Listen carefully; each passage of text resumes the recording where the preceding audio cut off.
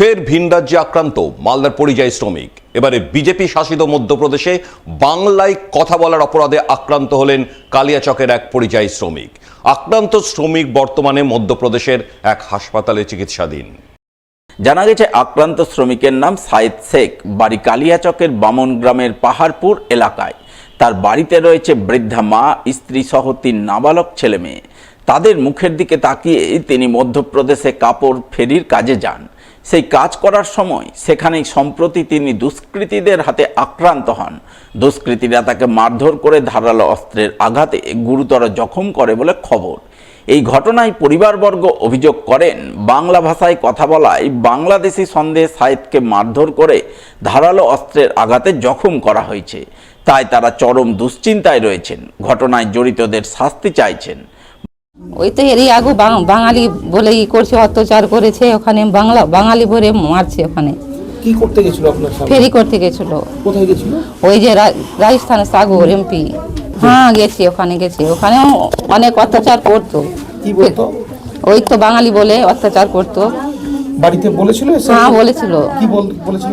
হ্যাঁ অত্যাচার করছে ওখানে বাঙালি বলে। কেন যেতে হয় কাছে? আমরা গরিব লোক, আমাদেরকে খেতেই হবে। ছোট ছোট বাচ্চা আছে, না খাটলে খেতে পাবো না। আমরা ভয়ে ভয়ে যাচ্ছি, আমাকে ধরছে, এরকম করছে।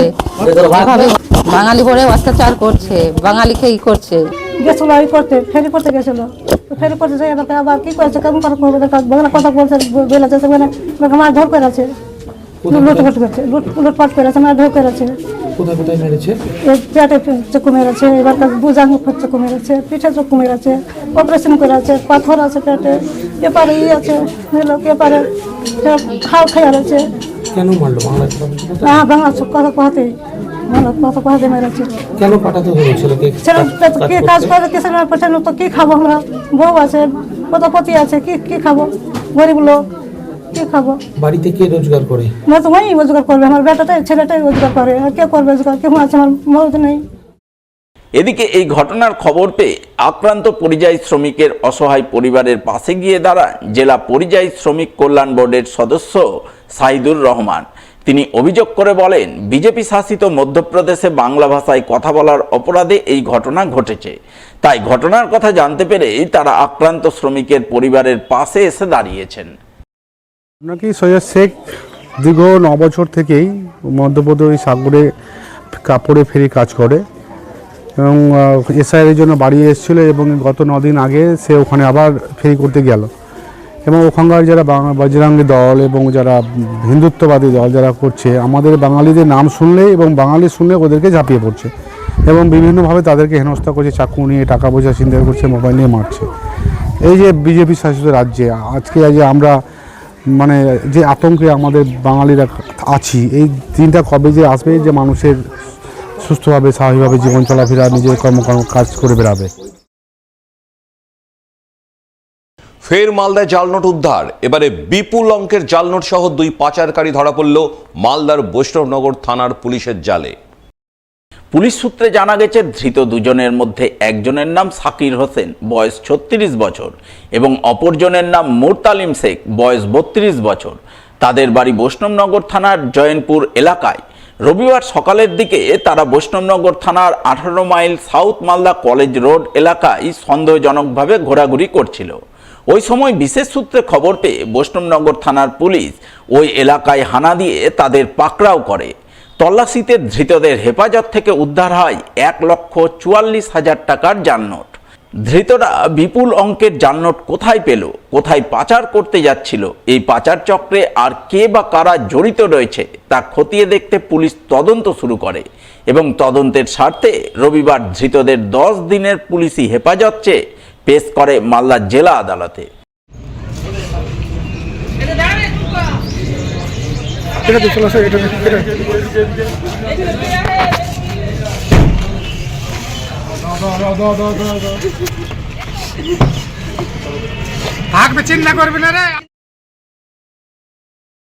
প্রচন্ড গতিতে ডাম্পার চালাতে গিয়ে ঘটল দুর্ঘটনা। নিয়ন্ত্রণহীন ডাম্পার রাজ্য সড়কের কালভার্টের ব্যারিকেড ভেঙে উল্টে গেল রাজ্য সড়কের ধারে। রবিবার ভোরের দিকে ঘটনাটি ঘটেছে মালদার মানিকচকের মথুরাপুর জগন্নাথ মোড় সংলগ্ন এলাকায়। জানা গেছে দুর্ঘটনাগ্রস্ত ডাম্পারটি ঝাড়খণ্ডের। এদিন ভোরের দিকে ডাম্পারটি রতুয়ার দিক থেকে মানিকচক গঙ্গাঘাটের উদ্দেশ্যে যাচ্ছিল, কিন্তু প্রচণ্ড গতিতে থাকার কারণে মথুরাপুর জগন্নাথ মোড় পার করার পরপরই ডাম্পার চালক নিয়ন্ত্রণ হারিয়ে ফেলেন। ফলে নিয়ন্ত্রণহীন ডাম্পার রাজ্য সড়কের কালভার্টের ব্যারিকেডে ধাক্কা মেরে নিচে উল্টে যায়। ঘটনায় ডাম্পারের কেবিনের মধ্যেই আটকা পড়েন চালক ও খালাসি। সঙ্গে সঙ্গে স্থানীয়রা ছুটে গিয়ে আহত চালক ও খালাসিকে উদ্ধার করে মানিকচক গ্রামীণ হাসপাতালে পাঠান। পরে মানিকচক থানার পুলিশ গিয়ে দুর্ঘটনাগ্রস্ত ডাম্পারটি আটক করে ঘটনার তদন্ত শুরু করে বলে জানা গেছে। আমরা শুনেছি যে ভোরবেলা একটা ডাম্পার যে ট্রাক নিয়ন্ত্রণ হারিয়ে আমাদের এই মথুরাপুর সোনিয়ামল কালভার্ট থেকে উল্টে গেছে, খুব বাজে অবস্থায় রয়েছে। আমাদের এই রাস্তায় প্রতিনিয়ত গাড়ি খুব স্পিডে চলে, নিয়ন্ত্রণ হারিয়ে ঝাড়খণ্ডের গাড়ি এটা রয়েছে, কালভার্টের নিচে পড়ে গেছে। বা ড্রাইভার কী অবস্থায় রয়েছে এবং গাড়িতে যারা ছিল তারা কী অবস্থায় রয়েছে আমাদের জানা নেই। আমরা এসে দেখেছি যে খুব বাজে অবস্থায় পড়ে রয়েছে। দেখছিল আশা করি জ্বরেই হবে, কারণ ভোরবেলা হয়েছে। সেটা যদি দিনের বেলা হতো তো তাহলে মানুষের দুর্ঘটনার কবলে পড়তে হতো।